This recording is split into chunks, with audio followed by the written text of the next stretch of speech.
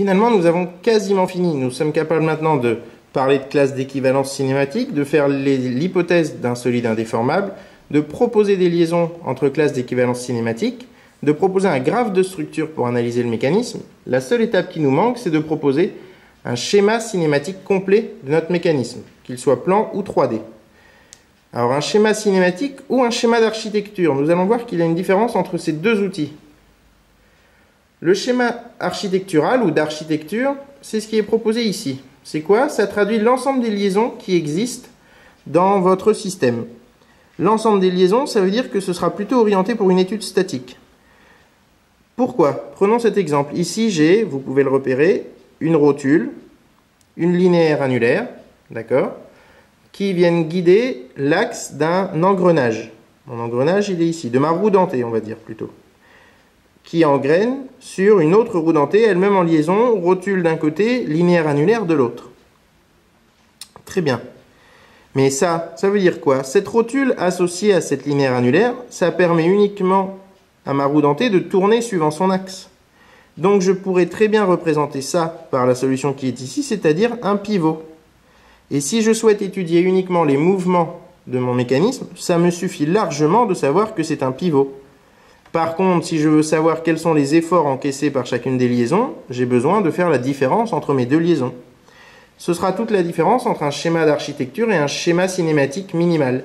Le schéma cinématique minimal qui nous intéresse pour le moment ne traduit que les mouvements possibles. Ici, pivot, pivot.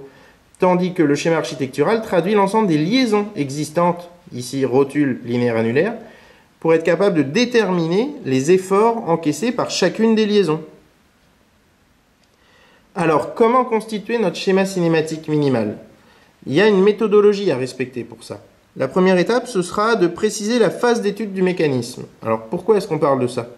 Eh bien, parce qu'on a dit tout à l'heure que une liaison entre deux classes d'équivalence cinématique, c'était lorsque les deux classes d'équivalence cinématique étaient en contact. Mais il peut arriver, pour différentes raisons, que deux classes d'équivalence cinématique ne soient en contact que parfois, que par moment. Donc, on précise que l'on modélise dans telle ou telle phase, suivant que les deux classes d'équivalence soient en contact ou non. De même, on peut aussi imaginer, prenons un exemple, que l'on souhaite modéliser une vis dans un écrou. Si on parle du moment où la vis est totalement vissée sur l'écrou, serrée pour venir bloquer deux pièces, à ce moment-là, on a une liaison encastrement. Pourtant, lorsque je suis en train d'assembler ma pièce, j'ai bien une liaison hélicoïdale, puisque je peux tourner mon écrou autour de ma vis pour venir serrer. Et donc, il faut que je précise, est-ce que je suis en train d'assembler mon système et du coup, je veux étudier l'hélicoïdal, ou bien est-ce que mon système est étudié et du coup, j'ai un encastrement et je considère une seule classe d'équivalence cinématique. En tout cas, je fais attention à la phase d'étude pour être sûr de parler des choses correctement. J'identifie ensuite les classes d'équivalence cinématique, parce que inutile de modéliser l'ensemble des pièces si j'ai finalement uniquement des encastrements entre tout ça. Ce n'est plus un mécanisme, c'est une seule classe d'équivalence cinématique.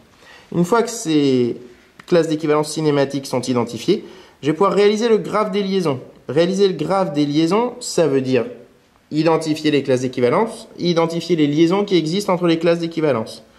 Si je souhaite faire un schéma cinématique minimal, à ce moment-là, le graphe de liaison peut me faire apparaître des liaisons en parallèle. C'est l'exemple de tout à l'heure. Ici, j'ai des liaisons en parallèle. Nous allons en reparler plus loin. Mais ici, entre ma roue dentée et le bâti, c'est-à-dire ma roue dentée S2 et le bâti S1, j'ai deux liaisons, une linéaire annulaire, une rotule. Sur mon graphe de liaison, j'aurai donc deux traits parallèles entre deux mêmes cercles. Alors, si je veux un schéma cinématique minimal, je dois faire disparaître les liaisons parallèles. Et je remplace ces liaisons parallèles par une liaison équivalente. On va en parler plus loin.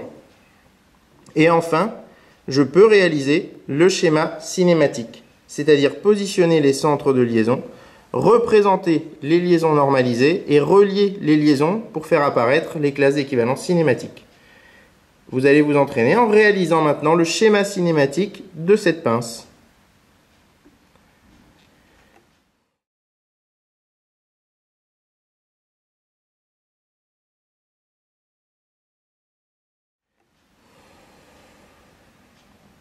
Alors, je précise la phase d'étude de mon mécanisme.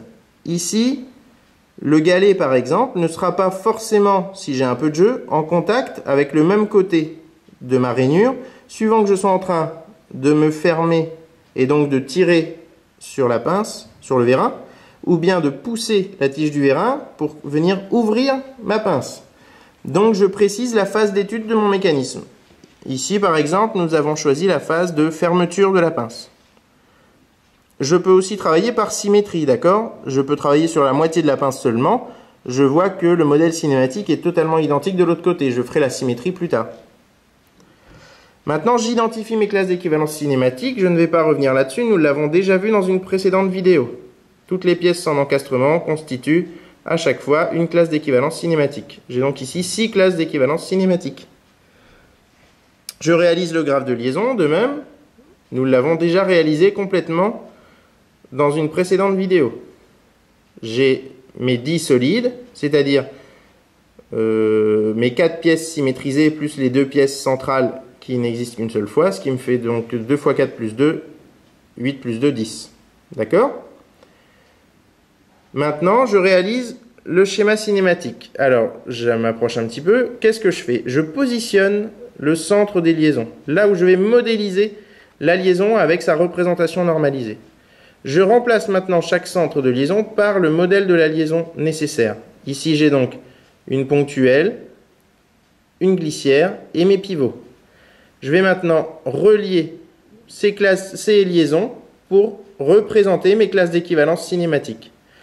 Et on voit apparaître le modèle cinématique, le schéma cinématique minimal de ma pince.